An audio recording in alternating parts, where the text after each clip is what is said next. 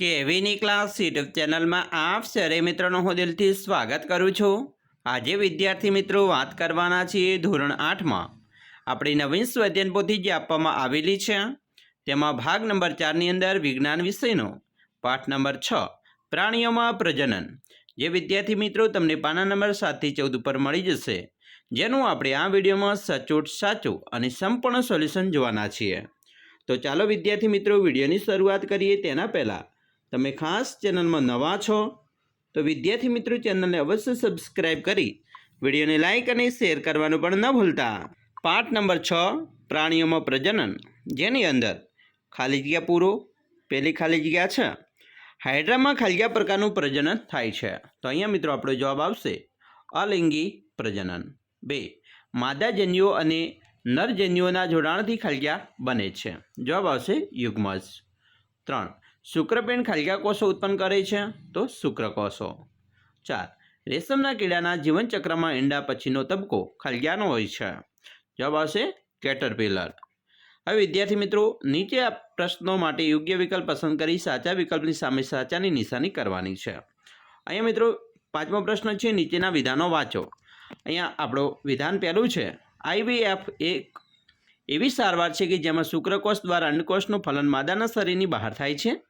બીજું, માછલી અને દેડકાના બાહ્ય ફલન જોવા મળે છે। ત્રીજું, ગરોળી અપત્ય પ્રસવી પ્રાણી છે। અને 4 ફલનના પરિણામ સ્વરૂપે યુગ્મનજનું નિર્માણ થાય છે। તો અહીંયા કયા વિધાન સાચા છે એની વાત કરીએ તો મિત્રો વિધાન નંબર 1, 2 અને 4 નંબરનું વિધાન સાચું છે। છઠ્ઠો પ્રશ્ન, નીચેના બંને વિધાનોમાં કયા પ્રાણીઓની જોડ અલગ પડે છે તે જણાવો। તો અહીંયા મિત્રો તમને 2 આપેલા છે, તેમાંથી ગાય અને ચકલીની જોડ અલગ પડે છે। 7 આકૃતિ પરથી સાચા વિધાનો શોધો। તો મિત્રો અહીંયા વિધાન નંબર 1, 2, 3 અને 4 તમામે તમામ વિધાન સાચા છે। પ્રશ્ન નંબર 8 નીચે આપેલા વિધાનો વાંચો અને વિકલ્પ પસંદ કરો। મિત્રો અહીંયા જે બે વિધાનો આપેલા છે એ બંને વિધાન ખોટા છે। પ્રશ્ન 9 નીચેનામાંથી કયા સજીવો રૂપાંતર દર્શાવે છે? તો અહીંયા મિત્રો તમને જે આપેલો છે તેમાં નંબર 1, નંબર 3, નંબર 5 અને નંબર 8 આ વિધાનો છે એ રૂપાંતર દર્શાવે છે।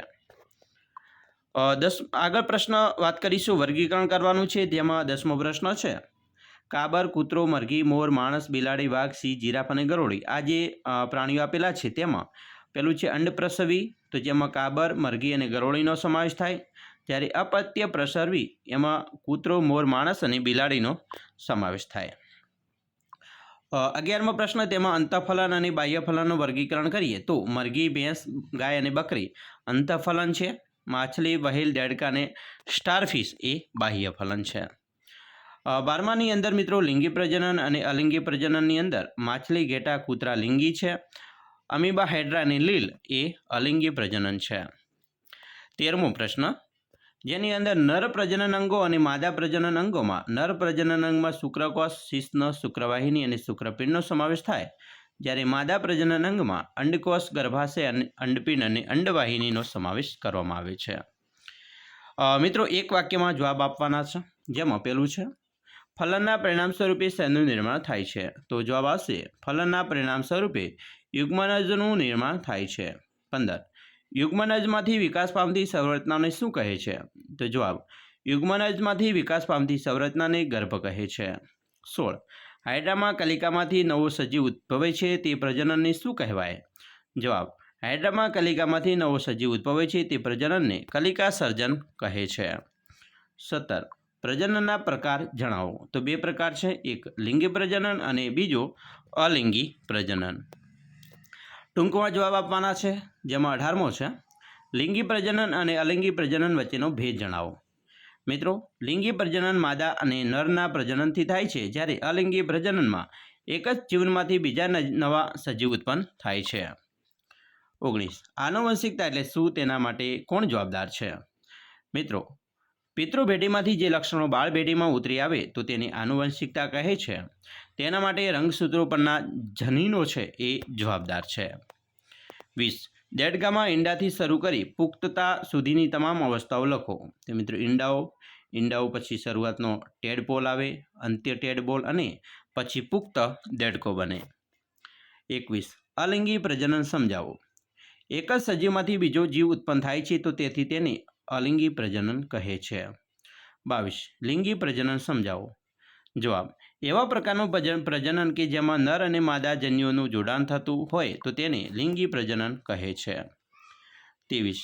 નર પ્રજનન તંત્રની નામ નિર્દેશવાળી આકૃતિ દોરો. મિત્રો અહીંયા નર પ્રજનનની નામ નિર્દેશ આકૃતિ છે. મૂત્રાશય છે, મૂત્રવાહિની છે, શુક્રાશય છે, બરાબર, પછી શુક્રવાહિની છે, મૂત્રજન્ય છે, પછી શુક્રપિંડ છે, વૃષક છે, કોથળી છે, શિશ્ન છે અને નર જનની છિદ્ર છે. તો આવી રીતે તમારે મિત્રો આકૃતિ સાથે નામ નિર્દેશ કરવાનો છે.